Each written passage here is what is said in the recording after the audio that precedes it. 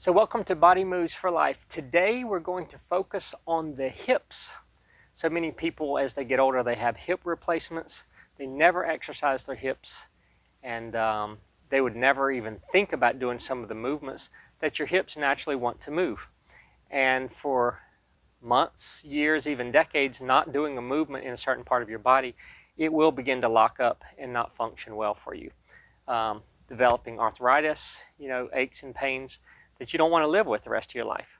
So let's talk a little bit about the hips today. Many things we can do to work on the hips. First of all, there's a basic lunge that you can do that will work on this front part of the hip. Okay, this front part of the hip can easily be taken care of by a basic lunge, which is not too hard. You can get on your knees. You don't even have to sit down like this. This is a little hard for some people, but you can just simply get on your knees. Put one foot in front and come forward in a lunge. The farther you're able to come forward, the more you're able to get this front part of your hip here. Okay? This part of the hip definitely needs to be stretched. Now, there's many parts of the hips. If you think about it, the hip is like a ball joint, and there's the front, the side, the back, and the inside of the hip. So, we can also do some other basic static exercises for the hips. We can open the hips here, bringing the feet in, putting the hands up under the side of the foot where the small toes are and pull in. Okay, and then we can put our elbows on our knees and push down like this. Okay, this is one way to kind of open the hips. You can do the opposite position and do the same stretch by simply getting like a frog, opening your knees, coming down on your elbows, and kind of rolling forward and back like this. Okay, so or you can stay in this position to be static, or you can be a little more dynamic by rolling through that tight spot right in the middle. Now, that's another way to work on the inside of the hips. I learned this from my friend Cindy, who is a yoga instructor, and this one also works on the inside of the hips, but it needs to be done correctly. So this is the end position, but let me talk about what's really going on here. First of all, this leg that's closest to the mat, it needs to be lined up with the body. And you can see if I line up this way, this is not lined up here until I straighten this to line up with my body here. Now this other foot, I'm just going to set my ankle on my knee. And this leg here, this part of my leg here needs to be about 90 degrees. Not tucked in like this, it's a little bit too easy. And not straight out, that's a little bit too easy.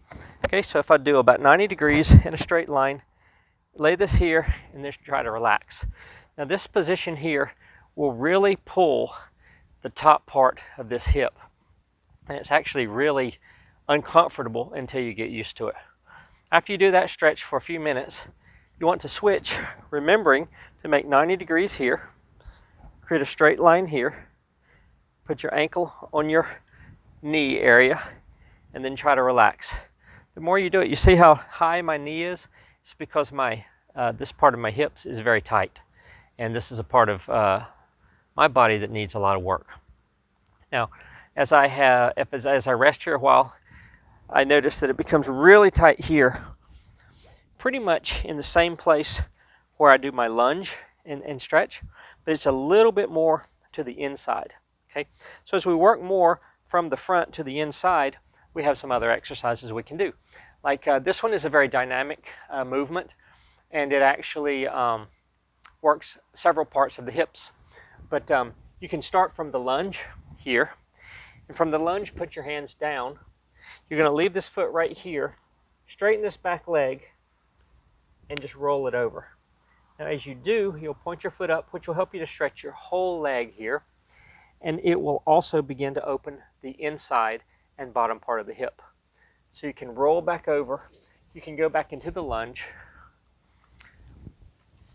and you can roll back over. Now, if you want to even go farther than where the lunge is, here's where the lunge is, but you can also roll this hip over on this side, turn the ankle, get a stretch in the ankle, and let this hip press out over here as well. So here's a stretch on this hip on the other side. Now I'm going to go back into my lunge, roll over, and get the other leg. If I make this fairly dynamic. It looks like this. Toe goes up, it now points, rolls, and goes over into this position where this ankle is turned over and this hip is pressing over to my left. Now when I come back up to this position, I can come over to the other side with this toe up, stretching here all through the leg, going either into the lunge and holding, or from here rolling this foot over and letting this hip roll.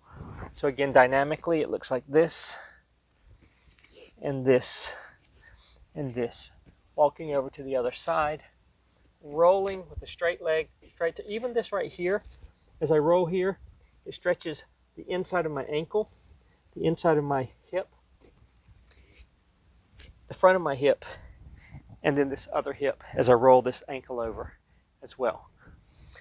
These are really nice dynamic movements to really open up the hip, to really open up the leg, the hamstring, and loosening up the leg in order to be able to work toward a really wide lunge, which eventually may go into a split. Okay.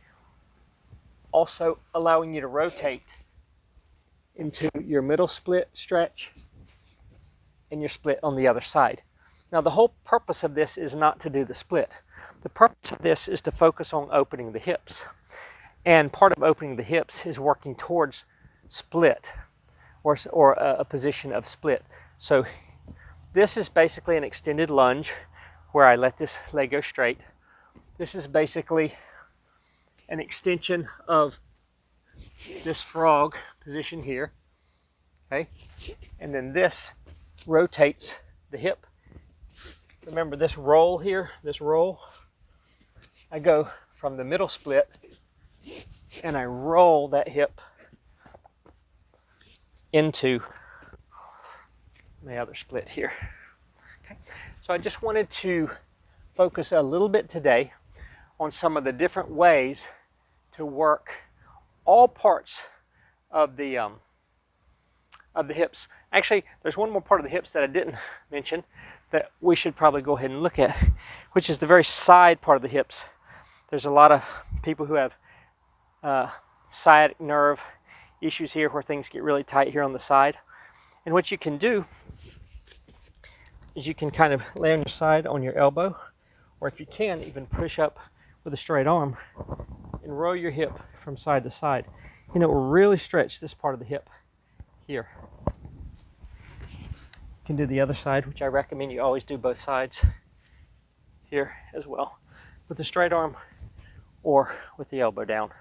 It's a bit harder here with the straight arm, but it gives a really nice stretch. If you do these stretches every day, your hips will thank you as you go about your day, going to work or wherever you go, going for a walk. You'll feel that your hips, which is a big joint in your body, which allows you to move, they help you feel freer, open, and not stiff and tight. I encourage you to consider some of these details and incorporating it into your daily movement. Thank you for joining me for Body Moves for Life, and I'll see you next time.